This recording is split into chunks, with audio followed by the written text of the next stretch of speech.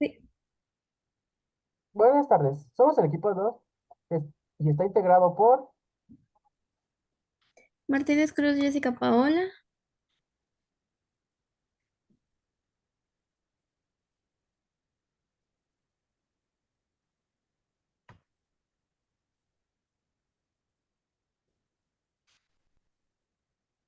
se trabó, ¿verdad, de Jorge? Creo que sí, Grijalva Pérez, porque Jorge. Ah, y Cruz Blanco, Leonardo. Nos tocó el tema de despirogenización.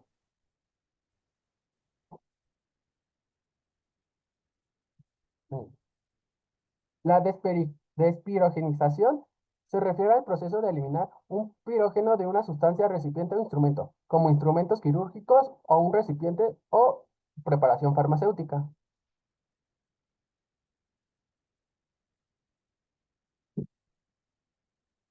Siguiente. ¿Qué es un pirógeno? El término pirógeno proviene del griego piro, que significa fuego, y se utiliza para referirse a cualquier sustancia que induce fiebre en un organismo.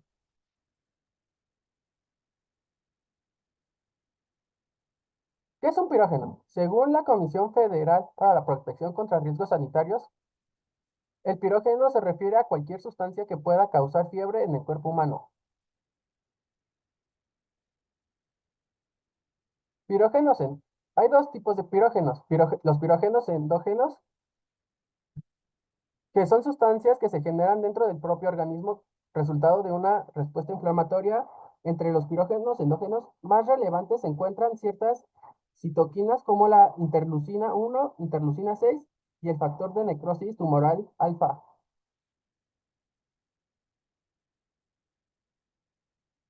Los pirógenos exógenos son sustancias que provienen del entorno externo del paciente y son casi todos los productos microbianos, toxinas o microorganismos completos, incluyendo virus.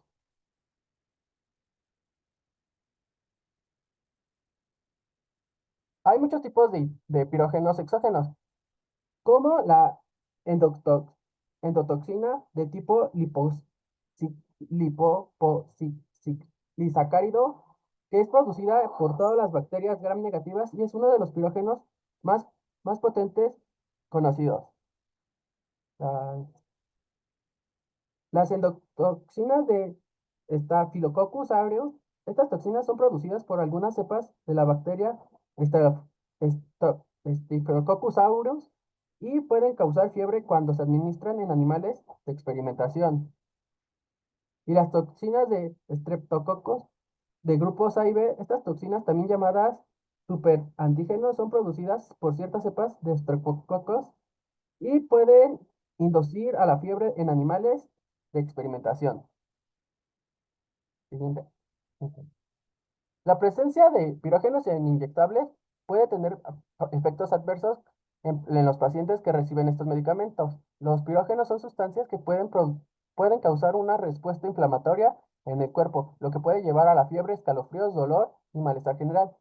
Estos efectos pueden, puede ser especialmente graves en pacientes debilitados o comprometidos.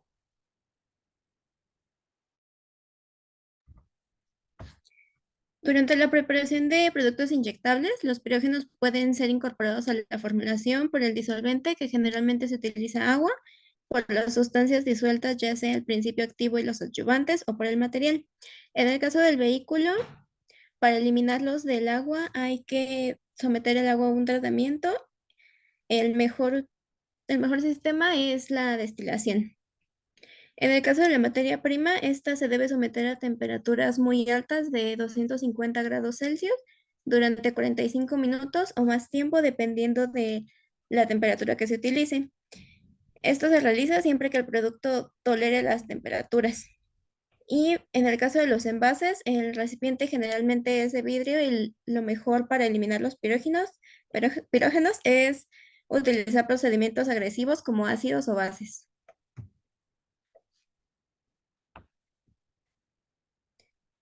Ahora, para evitar la incorporación de pirógenos a través del agua, se recomienda seguir las siguientes pautas, que es no almacenar el agua innecesariamente, conservarla en condiciones que eviten el desarrollo de microorganismos, limpiar regular y rigurosamente todas las canalizaciones con soluciones antisépticas o vapor sobrecalentado, evitar el diseño de canalizaciones y depósitos en los que se puedan producir estancamientos. Y finalmente, respecto al material, se recomienda lavar los recipientes de vidrio con ácidos o bases y después de enjuagarlos con agua libre de pirógenos. Para mayor seguridad de los materiales, se puede realizar un calentamiento durante un tiempo prolongado a temperaturas superiores a 200 grados Celsius. Bueno, ahora vamos a hablar de las pruebas que se utilizan para el control de pirógenos. Bueno, una de las más utilizadas es la prueba de pirógenos en conejos. Esta es una prueba en la que se mide el aumento de temperatura corporal como efecto de la presencia de agentes pirogénicos en conejos a los que se les inyecta por vía intravenosa una solución estéril del producto a analizar. Esta prueba está diseñada para aquellos productos que pueden ser tolerados en una dosis que no exceda los 10 mililitros por kilogramo de peso del conejo y en un periodo no máximo a 10 minutos. Para esta prueba, los animales que se utilizan son conejos albinos, sanos y adultos, con un peso mayor a 1.5 kilogramos. Estos animales se deben de alimentar con una dieta balanceada, libre de antibióticos, a los cuales se les debe retirar el alimento 18 horas antes de la prueba, permitiéndoles únicamente el consumo de agua. En cuanto al equipo y material, se utilizan termómetros, sensores o algún otro sistema de medición de temperatura previamente calibrado. Estos deben tener una precisión de más o menos 0.1 grados Celsius y deben alcanzar su temperatura máxima alrededor de 5 minutos. Para los reactivos y diluyentes, todos ellos deben ser estériles y estar libres de pirógenos. Los diluyentes y todas las soluciones que se utilizan para esta prueba son cloruro de sodio, carbonato de sodio, agua, solución salina al 0.9%, solución de carbonato de calcio al 2.5% y solución de hidróxido de sodio al 0.05 normal. Ahora, en el procedimiento, lo primero que se hace es registrar el peso de cada uno de 3 conejos, colocándolos en espacios individuales. Posteriormente, se les inserta el termómetro a una profundidad de 7.5 centímetros en el recto y esto debe realizarse 90 minutos antes de la inyección. En intervalos de 30 minutos se deben tomar por lo menos 2 lecturas de la temperatura del conejo, obteniendo así la temperatura control. Esto va a servir como base para determinar si ocurre un aumento de la temperatura causado por la inyección de una solución de prueba. Después de 30 minutos de registrar la temperatura control, se debe inyectar la muestra a cada uno de los conejos en la vena marginal de su oreja, administrando 10 mililitros de solución por kilogramo de peso del conejo en un tiempo no mayor a 10 minutos. Finalmente, se registra la temperatura de cada conejo en intervalos de 30 minutos durante 3 horas. La temperatura máxima de cada conejo es la temperatura más alta registrada para cada animal en las 3 horas posteriores a la inyección. Y finalmente, para la interpretación, la FEOM considera cualquier disminución de temperatura con respecto a la temperatura de control como cero. Una muestra va a cumplir con los requisitos de ausencia de pirógenos si ningún conejo presenta un incremento individual de 0.5 grados Celsius o mayor respecto a la temperatura de control. Ahora, por otro lado, si un conejo muestra un aumento de 0.5 grados Celsius o mayor, la prueba debe realizarse nuevamente utilizando esta vez 5 conejos. En este caso, la muestra va a cumplir los requisitos para ausencia de pirógenos y no más de 3 de los 8 conejos presentan un aumento de temperatura de 0.5 grados Celsius o mayor. Y si toda la suma del incremento de temperatura individual de todos los conejos no excede 3.3 grados Celsius. En esta tabla se muestra también, eh, la cantidad se muestra si la suma de las temperaturas excede excede lo establecido por la FEUM para determinar si la muestra cumple la prueba o no, dependiendo del número de conejos. Aquí se pueden observar los resultados para 3, 6 y 12 conejos.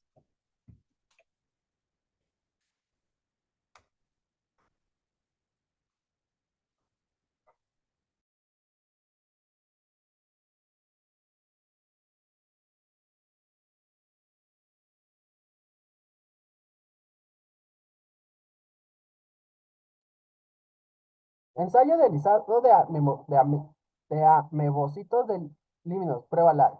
Estos ensayos in vitro es la prueba de endotoxinas más utilizada. El ensayo utiliza el reactivo LAR aislado de amebocitos del cangrejo herradura del Atlántico para detectar la presencia de endotoxinas. Se puede realizar como prueba de coágulo de gel, cromogenética o turbodimétrica y es sensible y específica.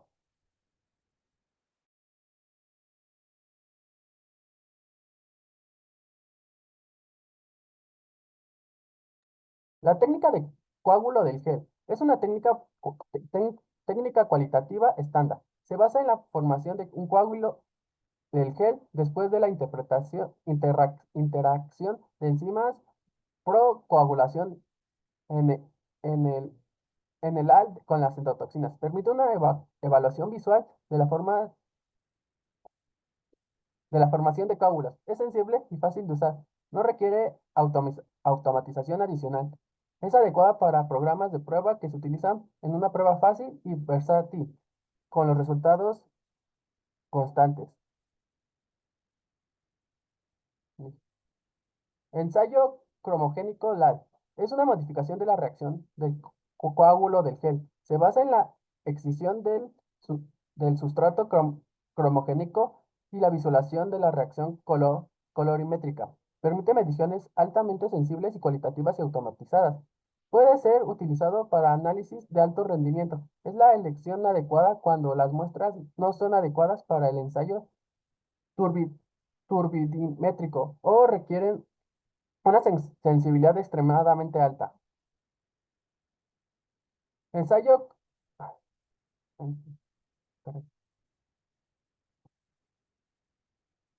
ensayo turbodimétrico LAL. Es una técnica cuantitativa. Se basa en la formación de turbidez después de la excisión del sustrato enzimático y antes de la formación del gel. Permite la cuantificación de niveles de endotoxinas mediante un espectrofotómetro o un lector de microplaca.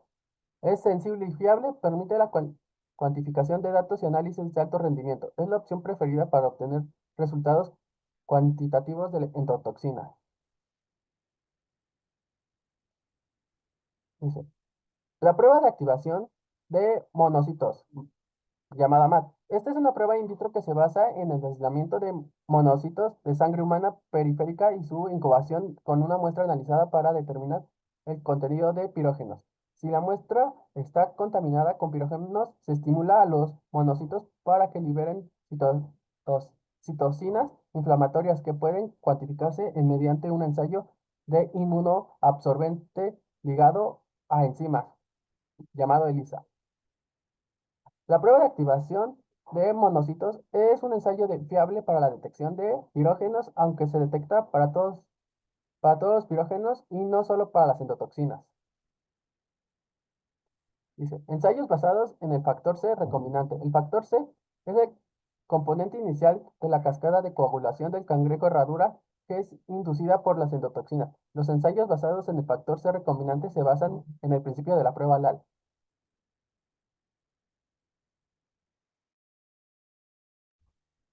Otra de las pruebas que se realizan es la modificación de glucemia y pruebas colorimétricas. En el caso de la glucemia, los pirógenos producen hiperglucemia, por lo tanto, es posible detectar la presencia de pirógenos en un producto mediante la determinación de la concentración de glucosa presente en la sangre. Este método se emplea cuando el principio activo de la preparación es antipirético, puesto que no se pueden utilizar los métodos que involucran temperatura. Y en el caso de los métodos colorimétricos, cuando el producto contiene pirógenos, al añadir una solución de cloruro férrico y ferrocianuro potásico, la solución va a tener una coloración azul indicando la presencia de pirógenos.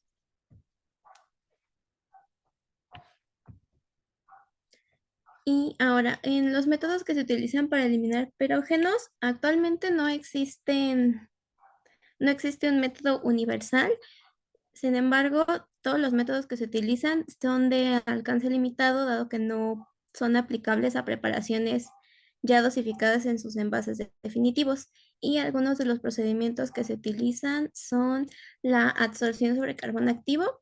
Esta se basa en la capacidad del carbón activo de absorber la endotoxina y consiste básicamente en adicionar carbón a la solución, agitar y después eliminarlo mediante filtración. El mayor inconveniente de esta técnica es la afinidad del carbón activo por las moléculas no ionizadas de compuestos de gran peso molecular. Otro de los más utilizados es el tratamiento con agentes oxidantes. En este método se utiliza agua oxigenada o hipoclorito de sodio, que son agentes fáciles de manipular y de eliminar. Sin embargo, estos no son adecuados para sustancias y materiales sensibles a la oxidación.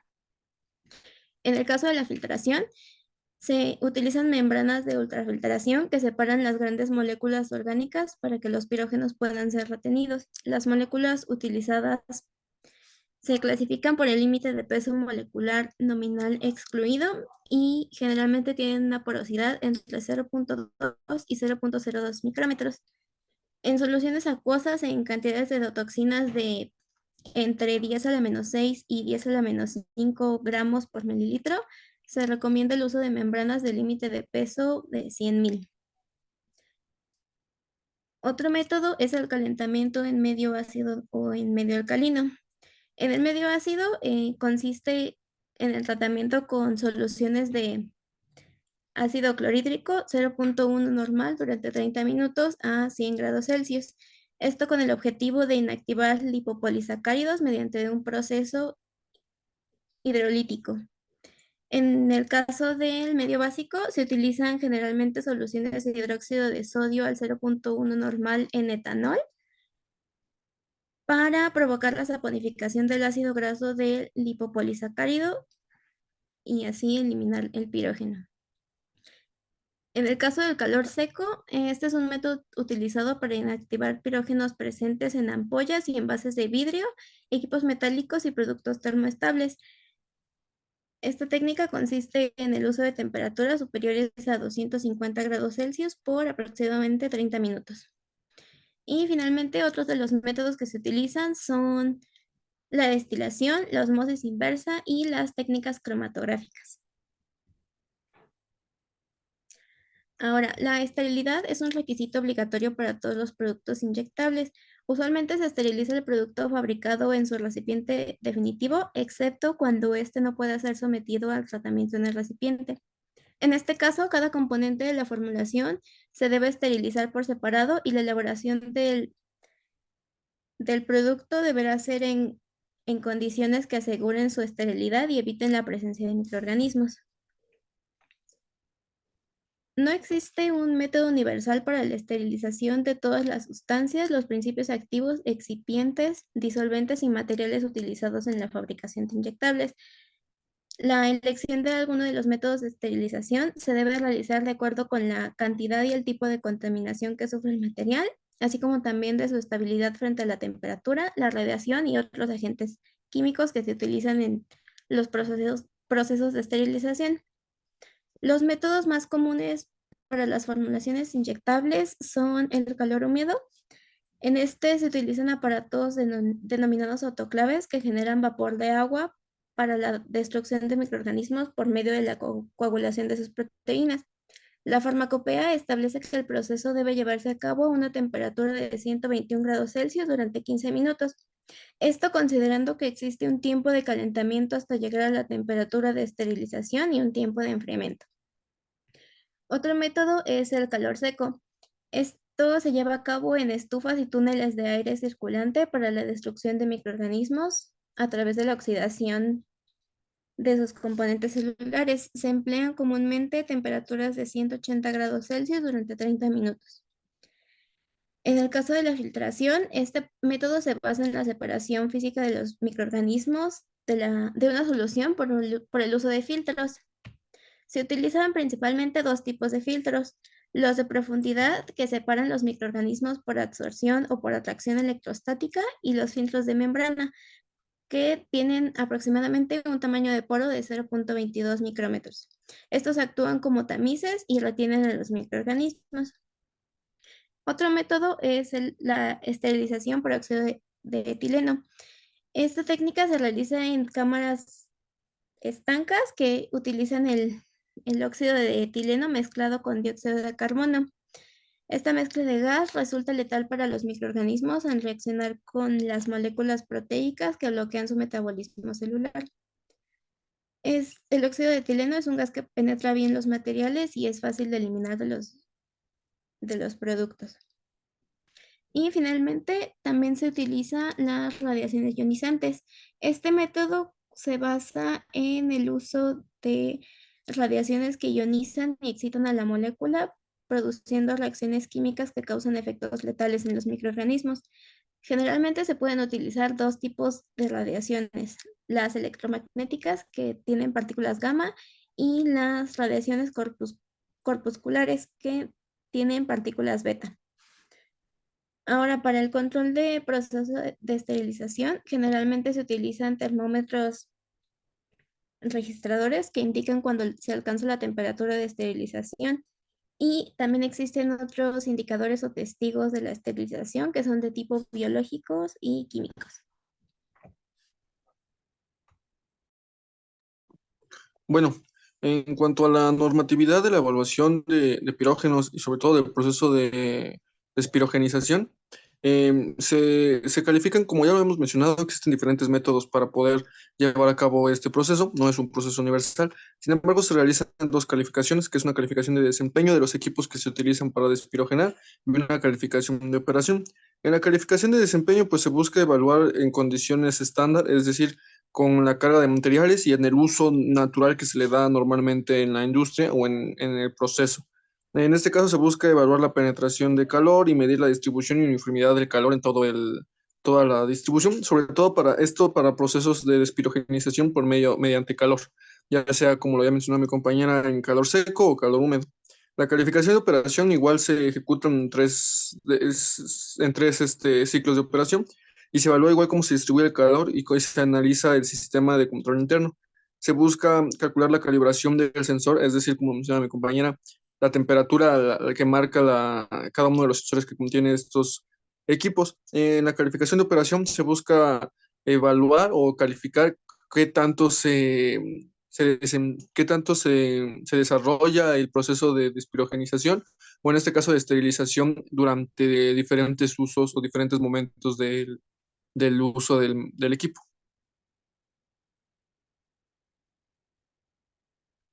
¿A que sí? Bueno, como ya lo había dicho, aunque no se describe específicamente para un proceso de despirogenización, se evalúan todos aquellos procesos de esterilidad y aquellos que puedan generar un proceso de despirogenización, como lo es el más común, el de calor seco. En este caso, todos estos procesos que pueden llegar, que tienen un proceso de despirogenización, se lleva a cabo por medio de tres fases. La fase uno, que es la evaluación de características físicas, en este caso, del equipo o del horno que se utiliza. La fase 2, que es el ciclo de despirogenización con bioindicadores que nos permitirán saber qué tanto o no o qué tanto o no funciona este proceso como un despirogenización.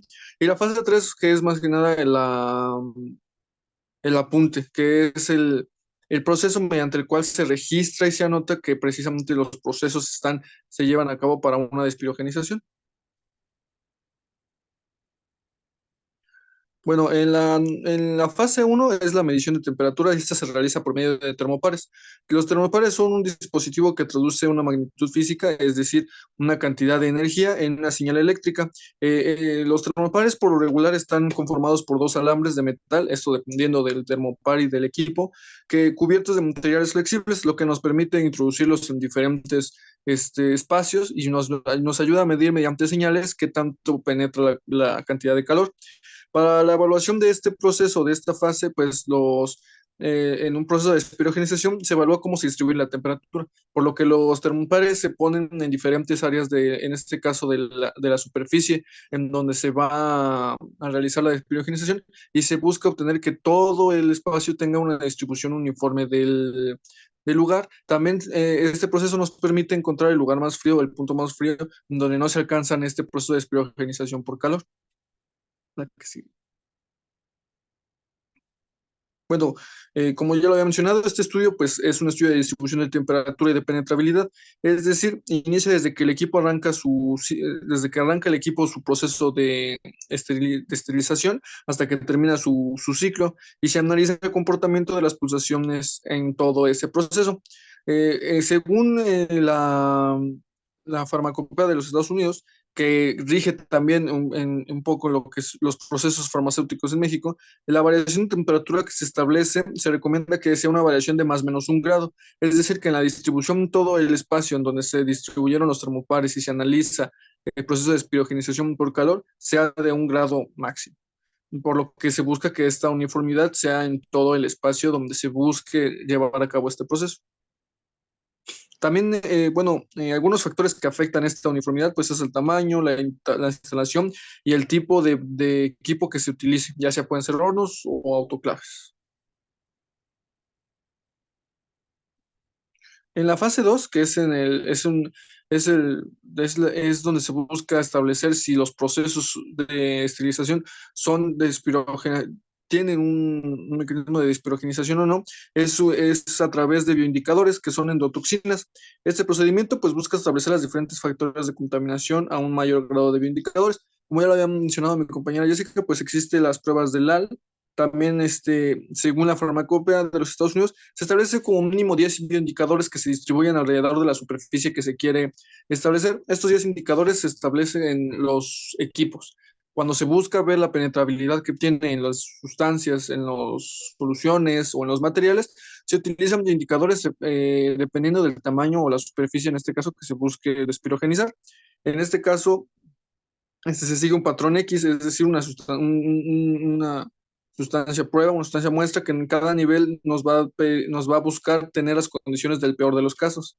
El- Cada vial o bioindicador se deja, no es sometido a un tratamiento, sino que se deja para poder obtener, ya sea por turbidimetría o por los diferentes métodos que hayamos mencionado, poder evaluar qué tanto o no eliminó las biotoxinas el proceso de espirogenización. Eh, una vez que se concluye el ciclo, una vez que se introdujeron y se distribuyeron los bioindicadores, pues se extraen las endotoxinas reconstruyendo los viales y con el control que se tiene de agua libre de endotoxinas y ahí se compara. Entonces ahí sabemos si se eliminaron o no las endotoxinas y si nuestro proceso de esterilización es un proceso tiene en él un proceso de espirogenización o no.